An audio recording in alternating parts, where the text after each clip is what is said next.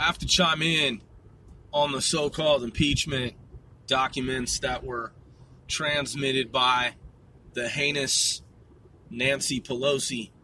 I'm one Sir Grove. I get to the point. So, Nancy Pelosi's just a stupid person, in my opinion. She's a rotten, dirty, dealing, ugly, filthy, scandalous, unscrupulous, unruly soul. She's a really nasty person. She's just a dark, what's the word, callow? Let's look that word up. Just came to mind from the deep recesses of my mind. Callous is another word. Let's look up callow to make sure I'm not using words that aren't in the proper context. Let's look this up here. Give me one moment here. By the way, this is C4CW casting 495 celebrities worldwide. Again, I am one Sir Grove, the host of this here podcast. If you are true fans, then we 495 most certainly appreciate you. And I mean that sincerely and genuinely. All right, let's look up this word, callow. Callow.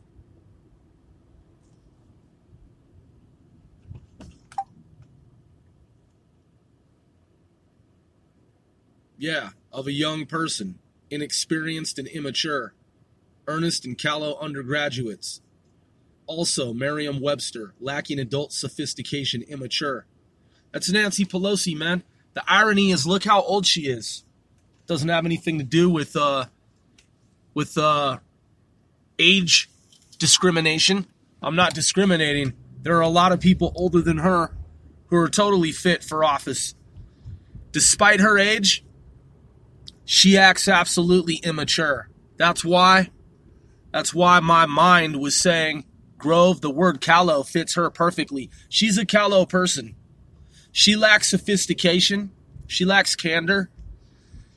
The shit that she has attempted to do speaks volumes about arrogant, egotistical megalomaniacs. Like, she's an egomaniac, and she's a really sick person.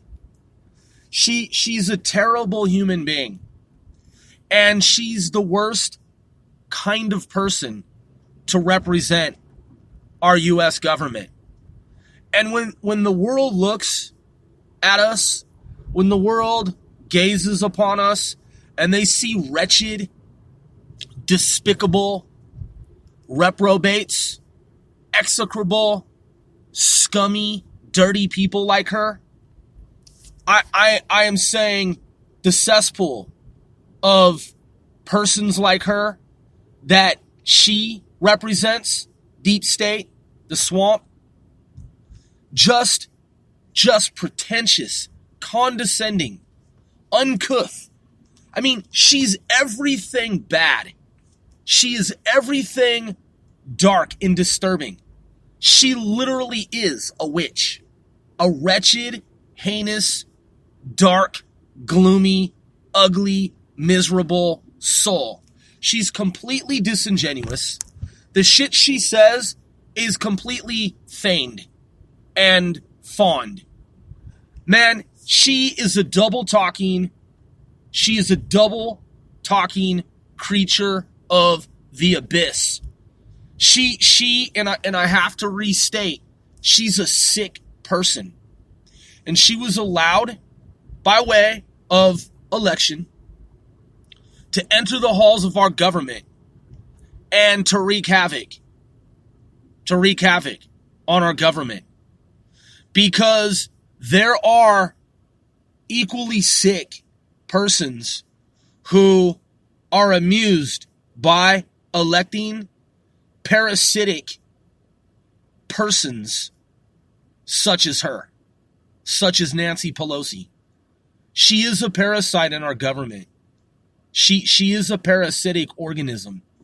She is a disgusting, obscene, wretched, dirty, scummy, filthy human being who is un-American, and she has wrought havoc on our U.S. American government. She's rotten to the absolute fucking core. Rotten. despicable and execrable to the motherfucking absolute core. Now, as I have characterized, that should put things into perspective for anyone who is wondering. Anyone who is on the fence, that's what I know in my absolute professional opinion about her. There is nothing good about her. Not one iota of humanity in her. It's all fake. It's all phony. It's all fallacious. It's all contrived. It's all one big red herring. It's all a ruse. It's all artifice. And it's all deception on part of deep state. Her gambit failed. And it was, though on their part, expected to succeed.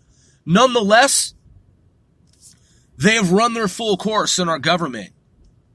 And by doing so, with their dirty deeds, their misdeeds, their miscreant, heathen behavior, because they are miscreants, they are heathens. They have caused damage to our government, grave damage to our national and U.S. national security. They have attempted and sought to tarnish our reputation because what they do is they live and breathe for there to be a broken system. They contribute to that of a broken system. They hasten and enable a broken system. They seek to undermine our government as the subversives they are so that there be a broken system more so than ever before. That is their goal, their aim, their objective. That was their gambit. Stall tactics, stonewalling, double speaking, that is double talking. Let's back up for a moment. Stonewalling, stall tactics, double speaking / double talking. Whatever they can do to buy more time, biding their time while in government, doing little to nothing. The Hegelian approach in that they have supposedly some type of remedy, cure, solution, that is, to the problem that they say exists. But you see, it's a problem that they created. And their solution is Marxism, socialism, communism, which are really just shades of one another. So in other words, they say that there's a problem, and there is. They're the problem. But they claim, by way of distraction and deflection, that it's the other side, that it's Donald Trump. Donald Trump is actually the solution. They're the problem. So then they say they have a solution, which is to get rid of Donald Trump. So they are the problem that they introduced because they introduced themselves and they meant to be a problem. They deliberately and purposefully are a problem to keep resources restrained and withheld. And I've talked about this before. The resources on this planet in the United States, in our repository, our reservoir of resources, they keep those resources locked up. And they keep those exclusively for the elites. And then what they do is they pretend like certain programs are a solution, in that said programs will somehow, and I'm talking about socialist, Marxist, communist programs, will somehow be of benefit for the United States if their constituents adopt those programs, integrate those programs, those activities into the real world matrix of our government. So, in other words, They champion certain programs through legislation and lobbying and say this program, and this program, XYZ, 1, 2, 3, ABC, ought to be made part of our governmental system. And of course, these are bloated programs. And of course, the feasibility studies are all contrived and made up, conjured, to look as if they will in some way they are somehow advantageous, conducive, that is, to what it is that we as a nation are attempting to achieve and accomplish. But it's all window dressing. It's all puff and fluff and made up. It's all apocryphal, again, artifice, all deception, all a ruse. Bloated programs that we as a society do not need, because the actual beneficial resources over here, which is as a result of free market economy, they don't want for the free market to exist in the way that it can. That's why they don't want Donald Trump types in office who are proponents of those free market economy activities, because they want for there to be a modern day slave plantation population under their iron-fisted rule, tight grip. So that's why they proselytize and promulgate the subset of the U.S. national population, which are, as Rush Limbaugh expertly pointed out, approximately 24% by his estimation. And those Democrats are led to believe by their food chain hierarchy, upper echelon, that they, the 24%, are somehow representative of a majority, when in fact they are a minority. And what they have behind them as their propaganda machine is mainstream media, in which to help, again, proselytize and broadcast, that is, promulgate this idea, some notion that is, that they are somehow the majority, when they are not even close, in that they represent really truly 1/4 of the overall voters in America in terms of their particular political ideology. Some might say ideology. So the 24%, that is the 1/4 of voters, if you will, they, again, by way of the upper echelon of their system of apparatchiks, are led to believe, just like the Wizard of Oz and the wizard behind the curtain, they're led to believe that they're the vast majority, that they are America, that they have the upper hand in society, that they run the motherfucking show. And many of them are so deluded into believing that, all the while not knowing, because ignorance is bliss, and they have been brainwashed in and deceived. They have been brainwashed into believing that they are the majority, when in fact the upper echelon in the hierarchy of the Dem socialists know that they are not the majority. But the average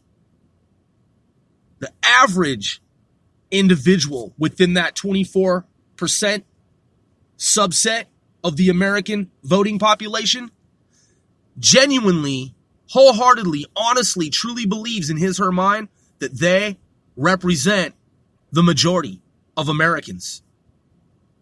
And when Donald Trump came along and he pulled their colloquial hoe card, because they are bitch made, they are chump made, they are some punk motherfucking un-Americans. when he came along and he pulled the hoe card of the Pelosiites, the Obamites, their collective, the Clintonites, when Donald Trump came along and was duly elected, they couldn't stand the fact that they lost fairly and squarely. And so their only recourse was and has been an attempted coup against a sitting and standing, acting, duly elected President of the United States. The only disagreement that I have with Mark Levin's analysis last night, when a caller mentioned that it was his belief that Nancy Pelosi ought to be removed from office because of her sedition, and that it should be done by force, or that it could be done by force. And Mark Levin asked why that caller would want for our government to become a government that behaves in such a way. That's where I disagree with Mark Levin. I am a Levinite, but that's where I disagree. Because what these foes have done to our government is so craven, so grave, so dismal, so ultra fucked up. The only thing they understand is force. The only thing communists understand is force, is the fire that comes to fight their fire. Playing these games where persons like William Barr pussyfoot around and prolong investigations and take forever and a day, while the majority of Americans, the 63 million who voted for Donald Trump, wait around for some resolution, for there to be some type of vindication on part of Donald Trump, for Nancy Pelosi, Adam Schiff, Gerald Nadler, for James Comey and Andrew McCabe and Robert Mueller and others to be dealt with sternly, swiftly. It took too long. And there still, at the time of this recording, has not been a proper retaliatory countermove on part of the Republic, the grand old party, Republicans and conservatives, Republican conservatives. It's taken far too long. There has not been a proper resolution. There has not been vindication. And in my opinion, Nancy Pelosi should have been removed from office by, I'm not saying military force, which is what Mark Levin said. My notion isn't of a military nature.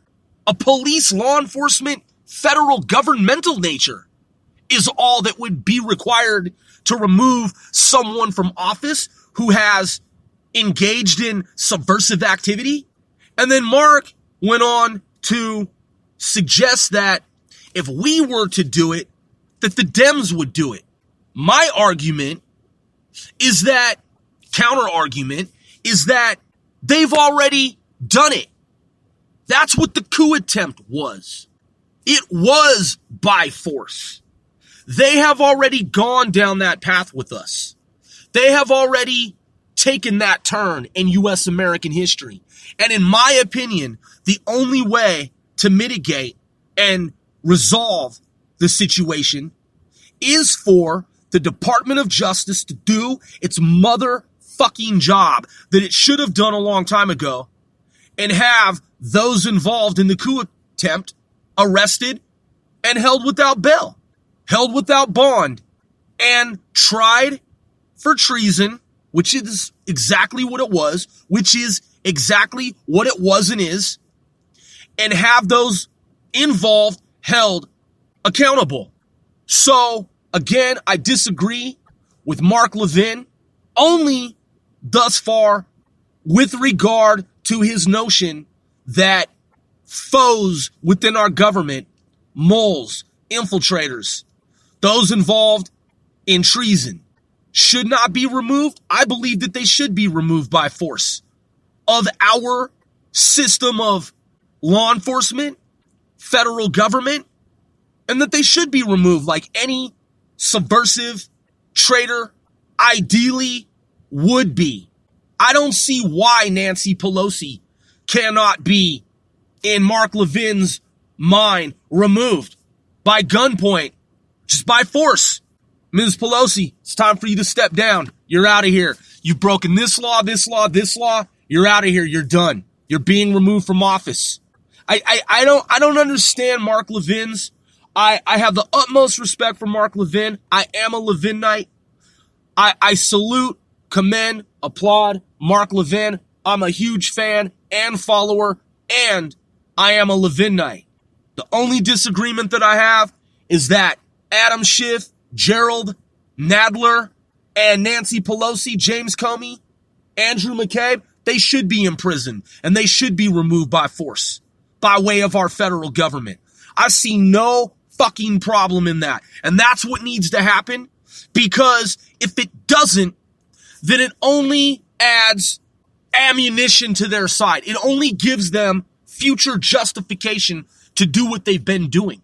It only further reinforces their notion that they can get away with treason and that they can get away with subversive activities, that they can get away with sedition because there's no force to meet them and to respond appropriately and accordingly to their actions.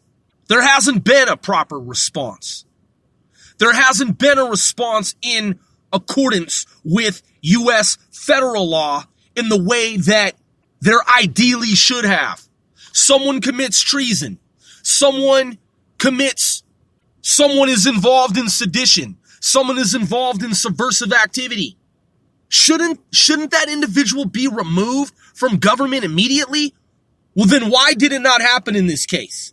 Because that person and those individuals have been protected by a broken system of federal government. The Department of Justice is a broken system. The FBI is a broken system. And the only way to fix it is to remove those persons, those traitors, by force of government. I'm One Grove. Thanks for listening.